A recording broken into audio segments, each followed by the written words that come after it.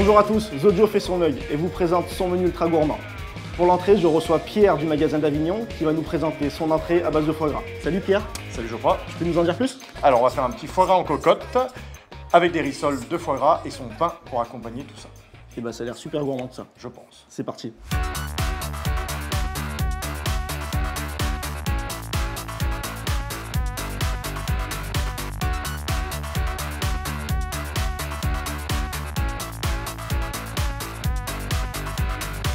Bon alors Pierre, on va commencer par le pain.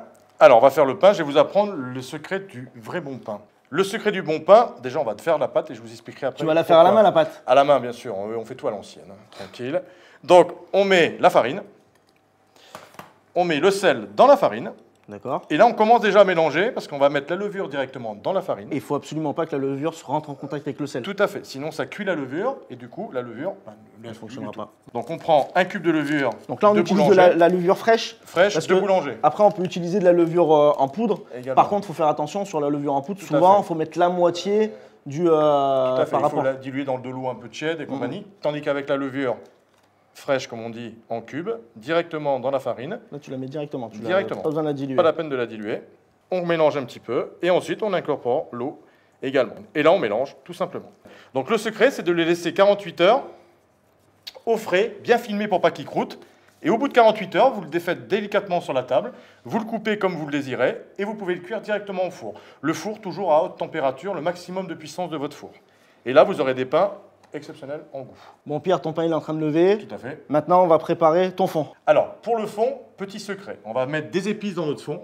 Carrément. Et carrément. Et avant, on va chauffer notre casserole et on va torréfier nos épices directement dans la casserole à sec. Ce qui va donner 5 fois plus de puissance à vos épices. N'importe quel plat que vous faites, vous mettez toujours les épices à sec, vous les torréfiez 2 minutes, au lieu de les mettre directement dans votre jus, et vous n'aurez pas le piment de l'épice, mais le goût de l'épice qui sera 5 fois plus fort après. Donc on laisse chauffer la casserole et on met. Donc là, qu'est-ce que tu nous mets comme nos épices? petites épices. Donc là, on a un épice massalé. On a un petit piment d'Espelette et un mélange 4 épices. D'accord. Donc, on fait revenir comme ça à sec directement pendant 2 petites minutes. Voilà. Donc pendant que ça grille, on va préparer nos petits légumes pour mettre dans notre fond. Donc quand vous faites un fond, pareil, les oignons, vous les épluchez pas. Vous les mettez entiers. Directement comme ça avec voilà, les. Tu les mets entiers directement. Les carottes, pareil. Comme tout va être filtré, c'est pas grave. Par contre, de ne pas éplucher. L'oignon, ça donne un petit goût boisé au fond, un peu plus important. Voilà, on va y ça mettre. fume là, on sent tous les. On y tous met les un peu des épices. d'huile d'olive. Et là, on y va. On met nos oignons, nos carottes à revenir. Tiens, je te laisse. Allez. Puisque tu es devant la casserole. Il faut que tu me fasses bosser un petit peu là parce que. Oui, parce que c'est vrai, je trouve que tu travailles pas beaucoup. Donc là, on fait revenir tout ça. Tout à fait. Sans coloration, on laisse. On laisse suer, pas la peine de faire une très grosse coloration. Et on va y enlever un petit peu le gras, parce que c'est pas la peine de rajouter du gras. Donc là, pour faire notre fond, on veut utiliser du magret, mais on peut utiliser de la carcasse de canard. Carcasse de canard, ce qui sera aussi bien. On peut demander à son boucher, du coup, de nous filer un petit peu de carcasse. Ouais, c'est ça. Allez, vas-y, je te laisse faire les mains. Donc là, c'est bien. On a des sucres. L'important aussi de faire griller, c'est que le magret accroche. Voilà, ce qui est accroché, du coup, c'est tous les sucres, c'est là où il y a tous les arômes. C'est encore du goût supplémentaire qui s'ajoute. Donc là, on y met le vin. On délie avec un petit peu d'eau. Voilà. Et là, on va laisser mijoter. Bon, maintenant, on va passer au rissole de foie gras. Avant de préparer la pâte, on va préparer le foie gras. Exactement. Bon, le foie gras qui est un petit peu l'élément principal pour les fêtes. Hein. C'est un petit peu une tradition. Exact. Alors, par contre, quand on utilise le foie gras, tu sais, quand on va le chauffer à haute température, puisqu'il va cuire dans l'huile directement. Ouais. Donc, dès qu'il est à haute température, il n'y a pas besoin de le dénerver, puisque le nerf va fondre naturel. Donc, on coupe des belles tranches dans notre lobe, comme ceci. On fait quelque chose d'assez épais. Assez épais. Et on va l'assaisonner maintenant. Donc des deux côtés, on va mettre du sel et du poivre. D'accord.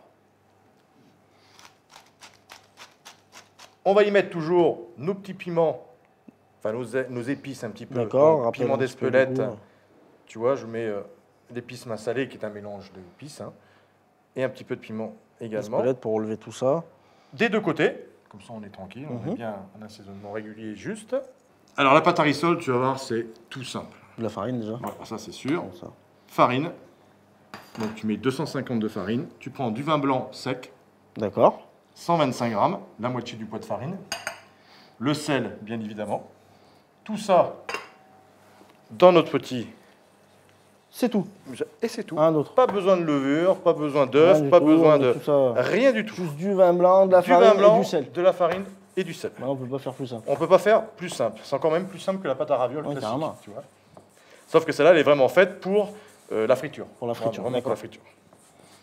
Donc par contre, dès qu'on utilise la machine, on farine beaucoup les rouleaux et la table et la pâte, sinon ça chauffe et ça colle. Et on passe déjà au plus gros une première fois.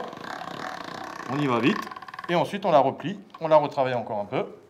D'accord, déjà là, on fait des tours pour la retravailler. Exactement, un peu, pour qu'elle se consolide un petit peu. C'est pareil, on fait quand même attention à la quantité de farine qu'on va mettre, parce que plus on va rajouter de la farine, plus elle va être sèche. Mais déjà au départ, elle est un petit peu souple. Donc même si tu rajoutes un petit peu de farine, c'est pas gênant. Voilà. Impec. D'accord, là, pas plus fin que ça. Voilà, pas plus fin que ça. Ah, ça va, là, c'est pas... Tu vois, c'est correct. Hein. Alors là, on va prendre notre pâte l'une sur l'autre. On va bien tailler pour faire un beau rectangle. Avoir quelque chose de régulier. Donc on va faire quelque chose de pas très gros non plus en largeur. Plus c'est quand même assez petit, plus c'est sympa. Oui, puis on n'oublie pas que normalement, c'est juste pour l'apéritif. Ou accompagnement. Donc c'est pas non plus... C'est pas le plat principal. Quoi. Voilà. Donc on prend juste, on coupe le morceau de lobe et on met des petits morceaux de foie gras comme ceci. Je te laisse dorer autour. Allez, c'est parti. Hop. Allez, je te laisse fermer les autres aussi. Donc on tapote bien autour. Donc on foute bien les bords. On soude bien les bords, on appuie bien partout. On va les retailler un petit peu pour qu'elles soient un petit peu moins grosses. Donc là, on prend notre petite rissole, tout simplement. Et on les plonge dans l'huile de pépins de raisin. Tiens. Donc vous prenez l'huile de pépins de raisin, vous le chauffez comme une huile normale. Hop, et tu les mets dedans. Prendre le risque. Et tu les mets dedans directement. Donc on prépare une petite assiette pour pouvoir les une petite les assiette éponger.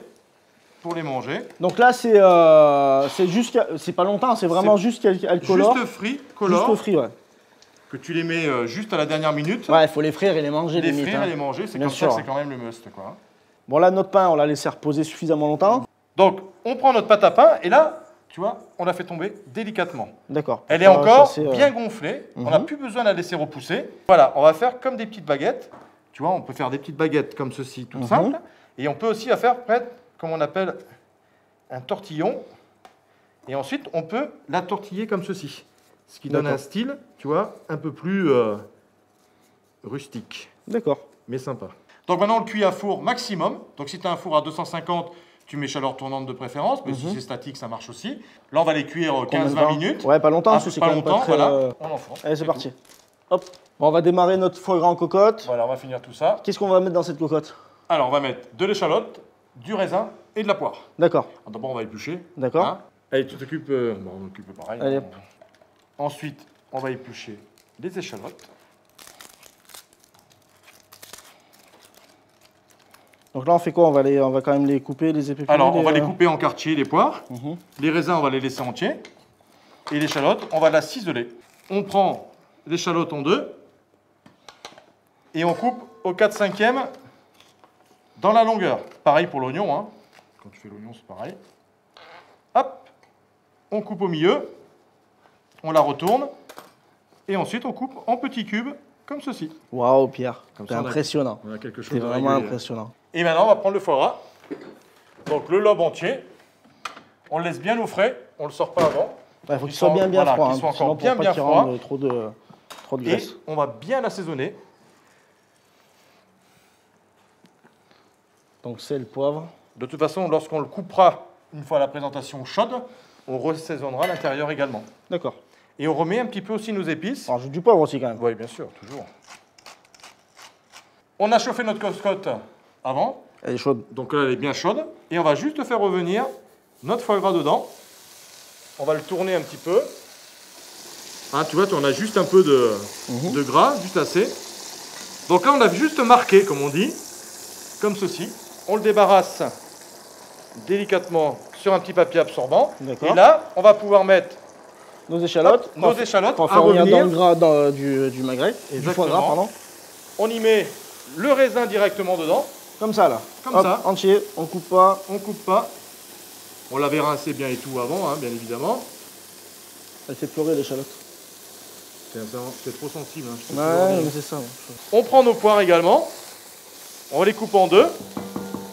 Tu vois, on les recoupe en deux encore. Je vois plus là. On enlève le milieu. On les recoupe encore en deux. Et on y met directement nos quartiers dedans. Donc une fois que tout ça sera bien revenu, on va y ajouter notre fameux fond de départ. D'accord. Donc là, par contre, on va bien le filtrer. On va bien le filtrer. Avec un chinois. On va passer carrément au chinois. Donc là, il a bien réduit de moitié, tu vois, facilement. Et on verse dedans. Super. Donc là, on peut ouvrir. Voilà. Là, tu vois, ça a 5 minutes à peu près. Donc tout a bien réduit. Les fruits ont un petit peu cuit aussi. On y met notre petit foie gras dedans. Ok. Et on couvre. Et surtout, on couvre et on laisse bien 3 minutes à peu près à couvert. 3 minutes comme ça, et c'est bon. Et on oublie. Le pain, je pense qu'il est bon, là, on peut le sortir. Voilà, les petites baguettes. Alors, on va mettre, on va mettre notre petite torsade. Hein. Donc, on met... Je trouve celle qui est mieux torsadée, c'est celle-là. Je sais pas ce que tu en penses. C'est la tienne, non? Il me semble. Bien sûr. Ouais. Donc, on peut mettre notre petit rissole également. On peut faire une petite décor du côté du foie gras, un petit peu avec des épices. Donc, ensuite, on sort. Tu récupères. Tu prends donc tes petits légumes, enfin tes petits fruits surtout. Donc après, tu les étales un petit peu. Oui, parce que le raisin est un fruit. Tu veux. Merci Geoffroy. Donc on met notre foie gras. Hop. Juste mi-cuit. Super. Notre entrée est terminée. Tout à fait. Maintenant, on va passer au plat. On va passer au plat avec Dimitri. Dimitri, tu connais? D'accord. Dimitri du magasin de Cesson qui va nous présenter son chevreuil en plat pour continuer ce repas de fête. A tout de suite.